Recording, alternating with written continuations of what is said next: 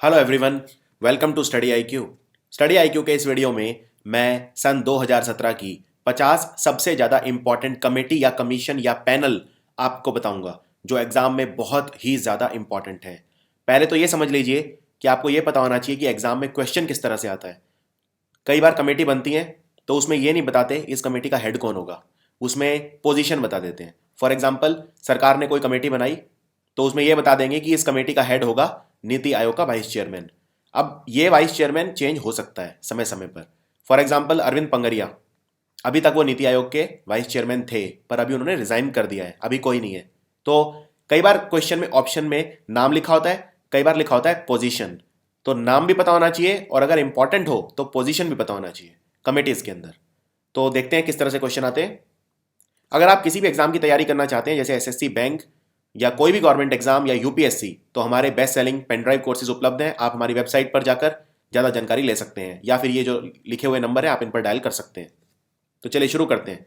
Question ऐसे आता है, जैसे कौन सी कमेटी ऐसी है जिसने ये कहा है कि जितने भी हमारे आईआईटी हैं, इंडियन इंस्टीट्यूट ऑफ टेक्नोलॉजी, उनके अंदर गर्ल स्टूडेंट्स को आरक्षण दिया जाए। और ये क्यों दिया जाए?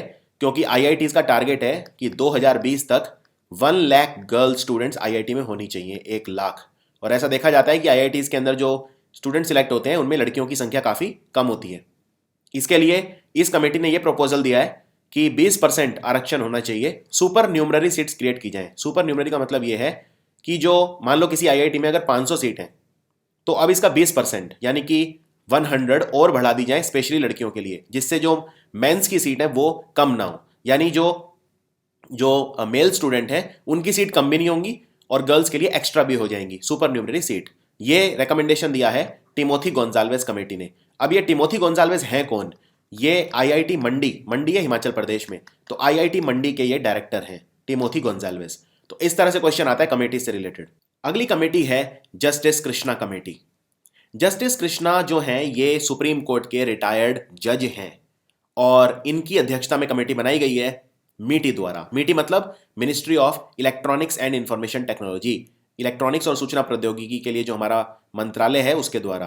अब ये जो कमेटी बनी है ये डेटा प्रोटेक्शन के लिए बनी है। अब भारत डिजिटल युग की तरफ जा रहा है, हम एक डिजिटल इकोनॉमी बनने जा रहे हैं। तो डिजिटल इकोनॉमी में जो डेटा है वो लीक हो सकता है और तो डेटा को प्रोटेक्ट कैसे किया जाए इस पर बनी जस्टिस कृष्णा कमेटी। अब एक चीज याद रखिए, जो कृष्णा कमेटी है ये 2 चीजों के लिए बनी थी, एक इसके लिए और दूसरी इस चीज के लिए। हमारा जो कानून मंत्रालय है, लॉ मिनिस्ट्री, रविशंकर प्रसाद हमारे मंत्री हैं इसके लिए, तो इन्होंने बनाई ये कमेटी। अगेन इसके अध्यक्ष थे justice B N Shri Krishna और ये बनी हमारा जो आर्बिट्रेशन मैकेनिज्म होता है कानून संबंधी उसको इंस्टीट्यूशनलाइज करने के लिए, तो उसके रिव्यू के लिए कमेटी बनाई गई थी। तो दोनों सेम कमेटी है लेकिन अलग अलग चीजों के लिए बनाई गई थी। अगली कमेटी है उषा नाथ बनर्जी कमेटी।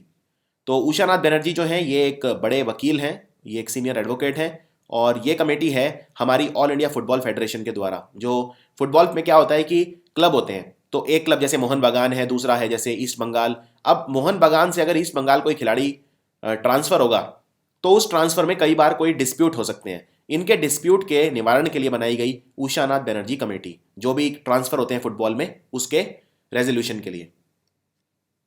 सेबी यानी securities and exchange board of India हमारा कैपिटल मार्केट रेगुलेटर है, इसने फेयर मार्केट कंडक्ट के लिए, यानी कि जो मार्केट है उसमें जो भी लेन देन होता है वो एक फेयर तरीके से होना चाहिए, एक जस्ट तरीके से होना चाहिए, न्यायपूर्ण और नैतिक तरीके से होना चाहिए। उसके लिए इस कमेटी का गठन किया और इस कमेटी के चेयरमैन है टी के विश्वनाथन। अब क्वेश्चन ऐसे भी आ सकता है कि टी के विश्वनाथन कमेटी का गठन क्यों किया गया, या ये भी आ सकता है कि सेबी ने जो कमेटी बनाई उसके अध्यक्ष कौन है। नेक्स्ट कमेटी है पीके सिन्हा कमेटी, यानी प्रदीप कुमार सिन्हा, ये हमारे कैबिनेट सेक्रेटरी हैं। प्रदीप कुमार सिन्हा जो है इन्हें एक्सटेंशन भी मिला था इस साल कैबिनेट सेक्रेटरी पद पे। तो कैबिनेट सेक्रेटरी की अध्यक्षता में जो कमेटी है ये जीएसटी काउंसिल ने बनाई है और ये इसलिए बनाई है कि नेशनल एंटी प्रॉफिटेरिंग अथॉरिटी के जो मेंबर हैं वो सिलेक्ट कैसे किए जाएं, इसके रिलेटेड रिकमेंडेशन देगी PK Sinha committee. Reserve Bank of India ने एक ओवरसीइंग कमेटी बनाई है, 5 मेंबर हैं इसमें, पहले सिर्फ 2 थे, फिर नंबर बढ़ा के कर दिया गया 5। और ये बनाई है बैड लोन्स रेजोल्यूशन के लिए। जो हमारे बैड लोन्स हैं वो बहुत ज़्यादा बढ़ रहे हैं और फिर वो ये बैड लोन बाद में जाके नॉन परफॉर्मिंग एसेट में कन्वर्ट हो जाते हैं, तो इनको कैसे कम किया जाए। और ये स्कीम बेसिकली दो चीजें करेगी। एक तो जो आरबीआई ने स्कीम चलाई थी S4A यानी sustainable structuring of stressed asset, और दूसरी ये वो बोरोइंग्स जो 500 करोड़ रुपए से ऊपर की हैं उन पे खास तौर पे ध्यान देगी, जिससे पैसा वापस कैसे निकलवाया जाए डिफॉल्टर से, उस पर भी ध्यान देगी। इस कमेटी में 5 मेंबर कौन है, ये बहुत इंपॉर्टेंट है। इसके चेयरमैन होंगे मिस्टर प्रदीप कुमार। ये प्रदीप कुमार हैं, सिर्फ पीके सिन्हा नहीं है, प्रदीप कुमार हैं सिर्फ, और ये भारत के पूर्व सीवीसी हैं यानी चीफ विजिलेंस कमिश्नर हैं। ये चेयरमैन होंगे। फिर इसमें और भी लोग हैं, जैसे एसबीआई के पूर्व चेयरमैन जानकी वल्लभ। और याद रखिए, जब ये कमेटी बनी थी तो सिर्फ 2 मेंबर थे, बाद में इनका नंबर बढ़ा के 5 कर दिया गया सुप्रीम कोर्ट के कहने के बाद। और जो ये 2 मेंबर थे, ये पहले कौन थे, एक जानकी वल्लभ और एक प्रदीप कुमार, बस 3 मेंबर ऐड किए गए हैं इसमें। एक कैनरा बैंक के पूर्व चेयरमैन एनबीएन राव, एल&टी होल्डिंग्स के नॉन एग्जीक्यूटिव चेयरमैन वाईएम देवस्थली, और कैनरा बैंक के पूर्व मैनेजिंग डायरेक्टर और चेयरमैन एस रमन, और ये सेबी के होल टाइम मेंबर भी हैं इस वक्त। ये हैं 5 लोग। हरियाणा की सरकार बनाना चाहती है स्मार्ट विलेजेस। जैसे स्मार्ट सिटी होते हैं वैसे स्मार्ट विलेजेस भी होते हैं। तो स्मार्ट विलेजेस को कैसे बनाया जाए, कैसे उन पे विकास कार्य लागू किए जाएं, इस सब के लिए बनाई है कमेटी। इसका नाम रखा है हरियाणा स्मार्ट ग्राम डेवलपमेंट अथॉरिटी, HSGDA, और इसकी अध्यक्षता करेंगे खुद वहां के मुख्यमंत्री मनोहर लाल खट्टर। कर्नाटक राज्य ने एक कमेटी बनाई है, 9 मेंबर कमेटी, जो ये चेक करेगी कि क्या कर्नाटक का राज्य कानूनी तौर पर अपना अलग झंडा, फ्लैग, ध्वज रख सकता है कि नहीं। कर्नाटक में मांग उठ रही है कि स्टेट फ्लैग होना चाहिए, और इसको हेड करेंगे प्रिंसिपल सेक्रेटरी, जो डिपार्टमेंट ऑफ कन्नड़ और कल्चर के होंगे। उदय कोटक, मशहूर उद्योगपति, कोटक महिंद्रा कंपनी के चेयरमैन। तो उदय कोटक जी की अध्यक्षता में कमेटी बनाई है सेबी ने, यानी securities and exchange board of India ने। कॉर्पोरेट गवर्नेंस को कैसे अच्छा किया जाए, जो शासन है कॉर्पोरेट शासन, उसको कैसे अच्छा किया जाए जिससे ज़्यादा से ज़्यादा हम एक प्रॉफिट कमा सकें, ज़्यादा से ज़्यादा हमारी एफिकेसी बढ़ सके। तो इसका नाम है उदय कोटक कमेटी। महाराष्ट्र की सरकार ने कमेटी बनाई है ये चेक करने के लिए कि जो हमारे फार्मर हैं जो कर्जे में डूबे हुए हैं उनका नंबर कितना है, और टोटल कितना लोन है जो किसानों द्वारा वापस पे नहीं किया गया है। इस सब के लिए कमेटी बनाई है। इसके हेड है चंद्रकांत दलवी, जो पुणे के डिविजनल कमिश्नर हैं। सो चंद्रकांत दलवी कमेटी किस लिए है, to calculate the exact amount of crop loans of banks which haven't been repaid, और इनडेप्टेड फार्मर का नंबर कितना है ये देखने के लिए। महाराष्ट्र में कई ऐसे एरिया हैं जैसे विदर्भ वगैरह जहां पे फार्मर सुसाइड काफी ज्यादा है। हमारा जो होम मिनिस्ट्री है, गृह मंत्रालय, राजनाथ सिंह हमारे होम मिनिस्टर हैं, उन्होंने एक कमेटी बनाई है ये चेक करने के लिए कि भारत और म्यांमार का जो बॉर्डर है उसके 16 किलोमीटर के अंदर तक भारत और म्यांमार के लोग आपस में घूम सकते हैं या नहीं। इसको हेड करेंगे special secretary of internal security in the ministry of home affairs. हमारा जो मानव संसाधन विकास मंत्रालय है यानी मिनिस्ट्री ऑफ HRD, उन्होंने एक कमेटी बनाई है नेशनल एजुकेशन पॉलिसी के लिए। इन्होंने पहले भी कमेटी बनाई थी 2016 में, जो थी TSR सुब्रमण्यम कमेटी, लेकिन मैं बात कर रहा हूं 2017 की। 2017 में कमेटी बनाई है, उसके हेड होंगे कृष्ण स्वामी कस्तूरी रंगन।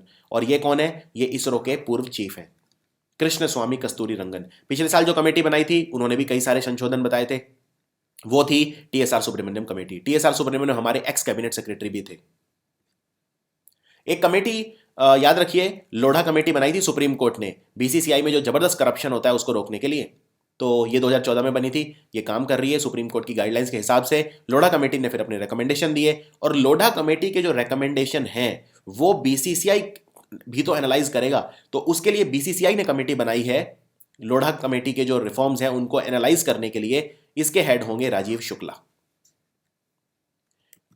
दूसरी बात, आनंदी सुब्रमण्यम कमेटी क्या है। आनंदी सुब्रमण्यम कमेटी ये है कि जो हमारी नेशनल टाइगर कंजर्वेशन अथॉरिटी है, यानी जो बाघ होते हैं, टाइगर, भारत में दुनिया के 70% टाइगर हैं, और भारत में सबसे ज्यादा टाइगर होते हैं कर्नाटक में, 400 टाइगर हैं भारत में कर्नाटक में। तो दूसरे नंबर पे उत्तराखंड में, ये सब बिल्कुल लेटेस्ट फिगर है। दूसरे नंबर पे सबसे ज्यादा टाइगर कहाँ है, उत्तराखंड। उत्तराखंड में जैसे राजाजी टाइगर रिजर्व है या जिम कॉर्बेट है, यहाँ पे काफी टाइगर है। तो नेशनल टाइगर कंजर्वेशन अथॉरिटी को national wild life conservation authority में तब्दील कर दिया जाना चाहिए 2020 तक, ये कहा आनंदी सुब्रमण्यम कमेटी ने। स्काउट्स एंड गाइड्स, देखिए स्काउट्स कौन होते हैं समझ लीजिए। स्काउट वो लोग होते हैं जो ये चेक करते हैं कि जो यूथ है, यंग लोग हैं, यंग खिलाड़ी, उनकी प्रतिभा को पहचानते हैं जिससे उन्हें बड़े लेवल पे फिर हम आगे ट्रेन कर सकें। उनको बोलते हैं स्काउट्स एंड गाइड्स। तो कमेटी बनी है स्काउट्स एंड गाइड्स पे। इसके हेड होंगे हर्ष मल्होत्रा, हमारा जो खेल मंत्रालय है उसने ये बनाई है, ministry of youth affair and sports. Uttar Pradesh की जो सरकार है, योगी आदित्यनाथ जी ने कमेटी बनाई है, माँ कमेटी। माँ कमेटी क्या है? जो स्कूल में बच्चों को खाना दिया जाता है, मिड डे मील की क्वालिटी चेक करने के लिए बनाई है ये कमेटी। इसका नाम है माँ। इसमें 6 मदर होंगी हर इस एक तरह की कमेटी में, और ये समाज के हर वर्ग से होंगी। माधव चीतल कमेटी। तो माधव चीतल कमेटी जो है, ये हमारा जल संसाधन, रिवर डेवलपमेंट और गंगा की सफाई के लिए जो मंत्रालय है, उमा भारती के अंडर आता है, उन्होंने बनाई है। माधव चीतल कमेटी ये है कि पहली बात, गंगा नदी में जो मिट्टी है वो कैसे निकाली जाए, और ये मिट्टी निकाली जाएगी भीमगौड़ा उत्तराखंड से लेकर फरक्का वेस्ट बंगाल तक। तो उत्तराखंड से ही गंगा निकलती है, उत्तरकाशी से, गौमुख। और फरक्का जो है ये एक बैरेज है, एशिया का सबसे बड़ा बैरेज है, जहाँ पे गंगा 2 हिस्सों में बंट जाती है। एक फिर बांग्लादेश चली जाती है और फिर एक हुगली में उसका पानी चला जाता है। तो इसने ये कहा है कि जो बाढ़ आती है, बाढ़ से निपटने के लिए हमें बाढ़ का पानी उसे रीरूट कर देना चाहिए। यानी अगर ये बाढ़ का पानी आ रहा है तो इसको कई हिस्सों में विभाजित कर देना चाहिए, जिससे इसका इस्तेमाल भी किया जा सके और बाढ़ से होने वाली जो तबाही है उसे भी कम किया जा सके। तो इस कमेटी का नाम है माधव चीतल कमेटी। नेशनल ग्रीन ट्राइब्यूनल ने एक कमेटी बनाई है यमुना नदी जो है इसकी सफाई के लिए। इसका नाम है केशव चंद्र कमेटी। केशव चंद्र कौन है? ये दिल्ली जल बोर्ड के सीईओ हैं, चीफ एग्जीक्यूटिव ऑफिसर है। ये पूरा काम देखेंगे गंगा की सफाई से रिलेटेड। हमारा जो मिनिस्ट्री ऑफ आयुष है, मिनिस्ट्री ऑफ आयुष बोलते हैं ए से आयुर्वेद, वाई से योगा, यू से यूनानी, एस से सिद्धा, एच से होम्योपैथी। ये हमारे 5 पुराने मेडिसिनल सिस्टम है जो हम ट्रेडिशनल मेडिसिनल सिस्टम बोलते हैं। इनके विकास के लिए एक अलग मंत्रालय बना, मिनिस्ट्री ऑफ आयुष। हमारे मंत्री हैं इसके श्रीपद यशो नायक। इन्होंने एक कमेटी बनाई है जिसका नाम है डॉक्टर HR नागेंद्र कमेटी। ये 2 काम करेगी, ये 2 अलग अलग बार बनाई थी डॉक्टर HR नागेंद्र कमेटी। एक तो ये जो हमारे यूनिवर्सिटी वगैरह है उनमें योगा को प्रमोट करेगी, और आप जानते हैं 21 जून को हम योगा दिवस भी मनाते हैं। और दूसरा काम ये करेगी कि डायबिटीज को हम योगा के थ्रू कैसे कंट्रोल कर सकते हैं उस पर सुझाव देगी। तो इसका नाम है doctor HR Nagendra committee. 6 member की ये कमेटी, ये बहुत इंपॉर्टेंट कमेटी है। देखिए, जो हज यात्रा होती है, हज यात्रा में जो इस्लाम धर्म के लोग हैं वो हज की यात्रा करते हैं, और हज की यात्रा इन्हें अपनी खुद की हक हलाल की कमाई से करनी होती है, खुद की मेहनत की कमाई से करनी होती है। लेकिन हमने देखा कि कुछ सरकारें ऐसी थी, माइनॉरिटी अपीजमेंट के लिए हज सब्सिडी देती थी। हालांकि खुद इस्लाम धर्म के लोग ये कहते थे उन्हें हज सब्सिडी नहीं चाहिए। तो इस मामले को सुलझाने के लिए सुप्रीम कोर्ट ने यह कहा कि हज की सब्सिडी जो है उसे कैंसिल कर दो, लेकिन वो एक फेस्ड आउट मैनर में कैंसिल होगी, एकदम से कैंसिल नहीं होगी। तो उसके लिए कमेटी का गठन किया। इस कमेटी के हेड है अफजल अमानुल्लाह। एक हाई लेवल कमेटी, ये सेंट्रल काउंसिल ऑफ होम्योपैथी और हमारा जो central council of Indian medicine है, ये काम कैसे करते हैं, ये बनाई गई। और ये इसके चेयरमैन है नीति आयोग के वाइस चेयरमैन। अब नीति आयोग के वाइस चेयरमैन अरविंद पंगरी अब तक थे, अब वो बोले कि मुझे पढ़ाने के लिए दोबारा जाना है, तो फिर अब वो चले गए हैं, रिजाइन कर दिया उन्होंने। जितनी मेरी जानकारी है अभी शायद मिस्टर राजीव कुमार नीति आयोग के वाइस चेयरमैन बने हैं। तो लेकिन हम ये नहीं कह सकते कि राजीव कुमार कमेटी इसका नाम हो गया, तो आप बस यही बोलेंगे कि इस committee headed by vice chairman of NITI Aayog. अगली कमेटी है, और ये बहुत ही ज्यादा इंपॉर्टेंट कमेटी है, DB शेकाटकर कमेटी। ये लेफ्टिनेंट जनरल रिटायर्ड है, DB शेकाटकर। ये कमेटी हमारे रक्षा मंत्री अरुण जेटली, अभी न्यूज में बहुत आई, क्योंकि ये कमेटी ये बनाई गई थी कि हमारी जो जल, थल और नभ सेना है, वायुसेना, ये तीनों की तीनों इनको हम कैसे और ज़्यादा अच्छा कर सकते हैं। इनकी जो कॉम्बैट पोटेंशियल है, यानी इनकी जो लड़ाई की शक्ति है, उसको कैसे बढ़ा सकते हैं। डिफेंस बजट, उसको हम कैसे बेस्ट यूज़ ले सकते हैं उसका, हमारी सेना की क्षमता बढ़ाने के लिए। तो इन्होंने 120 रिकमेंडेशन दिए थे, और हमारे रक्षा मंत्री अरुण जेटली ने, जो हमारे रक्षा मंत्री हैं, उन्होंने 90 मान लिए हैं उनमें से। Very important. भारत का जो लॉ कमीशन है, उन्होंने एक कमेटी बनाई, और इसके हेड थे पूर्व सुप्रीम कोर्ट जज BS चौहान। ये कमेटी क्या थी? ये कमेटी ये थी कि जो वकील हैं उनको कैसे हम डिसिप्लिन कर सकते हैं। तो जो लॉ है वो होने चाहिए, वकीलों के ऊपर भी कानून होने चाहिए। जैसे कई वकील ऐसे हैं जो स्ट्राइक पे चले जाते हैं, उनके लिए पनिशमेंट होनी चाहिए, ये रेकमेंड किया इस कमेटी ने। और ये भी कहा कि वो वकील जो फर्जी डिग्री लेकर प्रैक्टिस करते हैं, उनकी सजा 3 महीने से बढ़ा के 3 साल हो जानी चाहिए। तो ये वो वकील हैं जो फर्जी डिग्री ले लेते हैं फिर प्रैक्टिस करते हैं। मीना हेमचंद्र कमेटी, ये एग्जीक्यूटिव डायरेक्टर है रिजर्व बैंक ऑफ इंडिया की। मीना हेमचंद्र कमेटी ये बनी है कि हम अपने बैंकिंग सिस्टम को साइबर सिक्योरिटी कैसे प्रदान कर सकते हैं, साइबर अटैक से कैसे बचा सकते हैं। आपने देखा जैसे इस साल भी कई अटैक हुए थे, वानाक्राई और इस तरह के कई अटैक हुए थे, इनमें काफी इंफॉर्मेशन का लॉस हो सकता है। एक चीफ मिनिस्टर्स की कमेटी बनी, इसमें सारे चीफ मिनिस्टर थे और इन्होंने मिलकर यह तय किया, एक दिशा होनी चाहिए, एक ब्लूप्रिंट होना चाहिए कि हम डिजिटल पेमेंट को कैसे भारत में अडॉप्ट कर सकते हैं वित्तीय समावेश के लिए और डिजिटल इकोनॉमी बनाने के लिए। इस कमेटी के हेड बने चंद्रबाबू नायडू, जो आंध्र प्रदेश के मुख्यमंत्री हैं। एन के सिंह कमेटी बनाई गई एफआरबीएम के ऊपर, physical responsibility and budget management. तो इसके कई सारे वो थे, फिजिकल प्रोविजन थे, बहुत सारे फिजिकल डेफिसिट कैसे कम करें और बहुत कुछ था। तो उस पर बनाई गई ये FRBM, physical responsibility and budget management, N K Singh committee. DS Dhesi committee ये हरियाणा सरकार ने बनाई थी, ये चेक करने के लिए कि जो जाट आंदोलन हुआ था उसमें जो लोग आंदोलन कर रहे हैं उनकी प्रॉब्लम्स को कैसे सुलझा सकें। ये थी डीएस ढेसी कमेटी। एक बात याद रखिए, एक जाट आंदोलन पे एक कमेटी और बनी थी, एसएन झा कमेटी। वो अलग थी, वो ये चेक करने के लिए थी कि जो जाट आंदोलन हुआ था उसमें जो हिंसा हुई, जो वायलेंस हुई, वो किसकी वजह से हुई, उसमें कौन कौन शामिल था, क्योंकि कई पुलिस वाले भी उसमें शामिल थे। इस तरह के सीसीटीवी फुटेज और वो मिले, हमें सबूत मिले, तो वो उसलिए थी। डीएस ढेसी कमेटी ये है कि जाट आंदोलन की जो जाट की प्रॉब्लम है उनको कैसे सुलझाएं। हमारा जो मानव संसाधन विकास मंत्रालय है, एचआरडी मिनिस्ट्री, उन्होंने कमेटी बनाई, इसकी अध्यक्षता करेंगे महमूद अली। अब ये महमूद अली कौन है? ये तेलंगाना के उप मुख्यमंत्री हैं, तेलंगाना के डेप्यूटी चीफ मिनिस्टर हैं।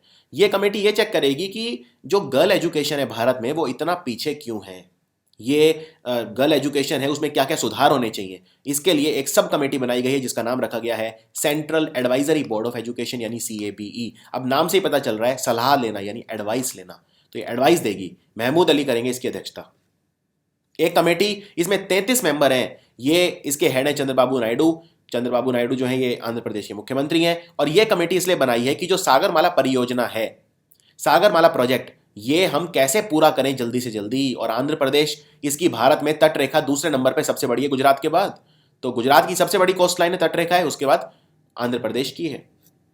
रतनवटल कमेटी, रतनवटल कमेटी ये इसलिए बनी कि हम भारत में जो डिजिटल पेमेंट होती हैं उनको कैसे बढ़ा सकें, ये डीमोनेटाइजेशन के बिल्कुल बाद बनी थी। अजीत मोहन कमेटी ये हमारा जो internet and mobile association of India है उन्होंने बनाई थी, हम ऑनलाइन पायरेसी को कैसे रोक सकते हैं। पायरेसी होता है जब आप किसी की इच्छा के विरुद्ध जाकर किसी का कॉपीराइट चुरा लेते हैं, उसको उसकी कॉपी बना के बेचते हैं, उसका पेटेंट आप उसका उल्लंघन करते हैं, उसको बोलते हैं ऑनलाइन पायरेसी करना। एक हमारा जो स्पोर्ट्स और यूथ अफेयर मिनिस्टर है विजय गोयल, उन्होंने कमेटी बनाई और इस कमेटी के हेड होंगे हमारे स्पोर्ट्स सेक्रेटरी इंजेती श्रीनिवास। ये कमेटी ये सजेस्ट करेगी कि हम अपने नेशनल स्पोर्ट्स डेवलपमेंट कोड यानी NSDC में कैसे सुधार कर सकते हैं। Dinesh Sharma committee, very important. Dinesh Sharma committee थी वर्चुअल करेंसी। देखिए वर्चुअल करेंसी में सिक्योरिटी कंसर्न है रिजर्व बैंक ऑफ इंडिया को, और ये डिपार्टमेंट ऑफ इकोनॉमिक अफेयर्स ने बनाई थी। वर्चुअल करेंसी क्या होती है? जैसे bitcoin, lite coin, dark coin, peer coin, dog coin, prima coin, ये सब वर्चुअल करेंसी होते हैं। और ये इनमें सिक्योरिटी प्रॉब्लम्स क्या क्या हो सकते हैं, क्योंकि आगे जाके भारत में भी बिटकॉइन बढ़ रहा है तो लोग इन्वेस्ट करना चाह रहे हैं, तो क्या क्या प्रॉब्लम हो सकते हैं सिक्योरिटी, ये सजेस्ट किया दिनेश शर्मा कमेटी ने। गिरधर मालवीय कमेटी, गिरधर मालवीय कमेटी ने यह कहा कि गंगा नदी को जो लोग दूषित करते हैं उसको कैसे बचाया जाए, उस पर कड़े कानून होने चाहिए। तो वो क्या क्या कानून होने चाहिए ये सजेस्ट किया गिरधर मालवीय कमेटी ने। एक बहुत ही हाई लेवल कमेटी बनाई गई, अशोक लवासा जो फाइनेंस सेक्रेटरी, तो अशोक लवासा के अध्यक्षता में बनाई गई थी कि जो 7th पे कमीशन है वो उसमें जो भत्ते दिए जाएंगे, जो अलाउंसेस दिए जाएंगे, उस पर रिलेटेड ये कमेटी थी, उनको रिकमेंडेशन के लिए कमेटी थी। और एक कमेटी इंपॉर्टेंट बहुत है HRD मिनिस्ट्री द्वारा, VS चौहान कमेटी। ये कमेटी ये थी कि जो यूनिवर्सिटी ग्रांट्स कमीशन है इसमें 7th पे कमीशन जो है उसके रिकमेंडेशन क्या होने चाहिए, और इसने क्या क्या रिकमेंड किया है। इसने ये कहा है कि जो टीचर की सैलरी है वो 7th पे कमीशन के हिसाब से होनी चाहिए, नंबर 1। दूसरा, यूनिवर्सिटीज को टेम्परेरी तौर पर टीचर को हायर नहीं करना चाहिए। SN झा पैनल यह हरियाणा सरकार ने बनाया था जाट आंदोलन के वक्त जो हिंसा हुई उसकी इंक्वायरी के लिए। कैलाश गंभीर कमेटी, कैलाश गंभीर committee national urban livelihood mission यानी NULM के द्वारा ये बनाई गई थी। और ये कमेटी ये है कि जो नाइट शेल्टर होते हैं, रात्रि आवास जो होते हैं, वो कितने हैं, उनकी सिचुएशन कैसी है और क्या वो प्रॉपर बनाए गए हैं, यानी नेशनल अर्बन लाइवलीहुड मिशन के हिसाब से बनाए गए हैं। अमिताभ कांत कमेटी, अमिताभ कांत कौन है? ये नीति आयोग के सीईओ हैं, चीफ एग्जीक्यूटिव ऑफिसर है अमिताभ कांत। और हम भारत को जल्दी से जल्दी कैशलेस कैसे बना सकते हैं, इसके ऊपर ये कमेटी थी। इंसॉल्वेंसी और बैंक्रप्सी बोर्ड ऑफ इंडिया, इसके अभी हेड कौन है? एमएस साहू। अब इन्होंने दो कमेटी बनाई, बहुत हाई लेवल कमेटी थी। एक ये चेक करने के लिए कि हम हमारा जो सेवाएं हैं उनमें कैसे सुधार कर सकते हैं, यानी सर्विस प्रोवाइडर के ऊपर कमेटी थी, एडवाइजरी कमेटी। इसके हेड थे मोहनदास पाई। और दूसरी कमेटी थी कि जो इंसॉल्वेंसी और लिक्विडेशन प्रोसेस है उनको हम कैसे अच्छा कर सकते हैं, उसके चेयरमैन थे उदय कोटक। हमारा जल संसाधन विकास मंत्रालय ने एक कमेटी बनाई, के बजाज कमेटी। के बजाज कमेटी जो कृष्णा नदी है, कृष्णा रिवर मैनेजमेंट बोर्ड, उसकी मदद करने के लिए बनाई गई थी। और कृष्णा नदी जो है ये बहुत इंपॉर्टेंट नदी है, इसके तट पर काफ़ी इंपॉर्टेंट शहर हैं। और कृष्णा नदी की एक सहायक नदी है जैसे मूसी, तो जो मूसी है इसके किनारे हैदराबाद भी है। एक एक्सपर्ट ग्रुप कमेटी बनाई गई जिसके हेड हैं सुमित बोस। और ये कमेटी ये है कि जो सोशियो इकोनॉमिक कास्ट सेंसस है उसको कैसे तैयार किया जाए, कैसे बनाया जाए। और इन्होंने अपनी रिपोर्ट पेश करी रूरल डेवलपमेंट मंत्रालय को। Socio economic caste census important इसलिए है 2011 का, क्योंकि इसी सेंसस को हम यूज़ करते हैं ये चेक करने के लिए कि कौन आदमी बिलो पॉवर्टी लाइन रेखा, मतलब जो गरीबी रेखा है उसके नीचे है, जिससे वो सब्सिडी सरकार की स्कीम्स का फायदा उठा सके। अगेन यूथ अफेयर और स्पोर्ट्स ने एक कमेटी बनाई जिसका नाम है टॉप कमेटी। यहाँ टॉप की फुल फॉर्म है टारगेट ओलंपिक पोडियम, यानी ओलंपिक में जो फर्स्ट टू सेकंड और थर्ड जो जीतते हैं ओलंपिक में पदक कैसे लाएं। इसमें जो 2020 में टोक्यो ओलंपिक होंगे और 2024 के जो ओलंपिक होंगे इनके अंदर हमारे खिलाड़ी पदक कैसे ला सकते हैं, तो उसमें प्रतिभा को पहचानना और उनको फिर ग्रूम करना, इसके लिए कमेटी बनाई गई। इसके हेड थे अभिनव बिंद्रा। अभिनव बिंद्रा ने 2008 के बीजिंग ओलंपिक्स में गोल्ड मेडल जीता था शूटिंग के अंदर। अब आपके लिए आज का एक सवाल ये है कि 2024 के ओलंपिक कहाँ पे होंगे। देखिए 2028 के तो लॉस एंजलिस में होंगे, पर 2024 के कहाँ होंगे? हिंट देता हूं, इस जगह पर यूनेस्को का हेडक्वार्टर भी है। एक 8 मेंबर की इंटर मिनिस्ट्रियल कमेटी बनाई गई है ये चेक करने के लिए कि हम फार्मर की जो इनकम है उसे डबल कैसे कर सकते हैं। नरेंद्र मोदी जी का जो टारगेट है वो ये है कि 2022 तक किसान की आमदनी दुगनी हो जानी चाहिए। इसके लिए कमेटी बनाई गई, उसके हेड है अशोक दलवाई। मधुकर गुप्ता कमेटी, इसने अपनी रिपोर्ट दी इस बार अप्रैल 2017 में। और ये कमेटी ये है कि हम भारत पाकिस्तान बॉर्डर को और ज़्यादा प्रोटेक्ट कैसे कर सकते हैं, उसको सुरक्षित कैसे कर सकते हैं। तो 4 राज्य हैं भारत के जिनका बॉर्डर पाकिस्तान से लगता है। जम्मू कश्मीर है, राजस्थान है, गुजरात है, पंजाब है। अटारी बॉर्डर आपको याद होगा, जहाँ पे सबसे बड़ा जो ध्वज है वो लगाया गया अटारी बॉर्डर, पंजाब के अंदर भारत पाकिस्तान बॉर्डर है जो। तो ये सब चीज़ें हैं मधुकर गुप्ता कमेटी ने जो रेकमेंड की हैं। तो ये था वीडियो। अब अगर आपने ये वीडियो अच्छे से देखा है तो मुझे एक सवाल का जवाब दीजिए, और वो ये कि सरकार ने एक कमेटी बनाई ये देखने के लिए कि आईआईटी में हम लड़कियों को कैसे ज़्यादा हम उनका रिजर्वेशन दे सकते हैं। उस कमेटी का नाम कमेंट्स में लिख के बताइए अगर आपने वीडियो अच्छे से देखा है तो। Thanks for watching.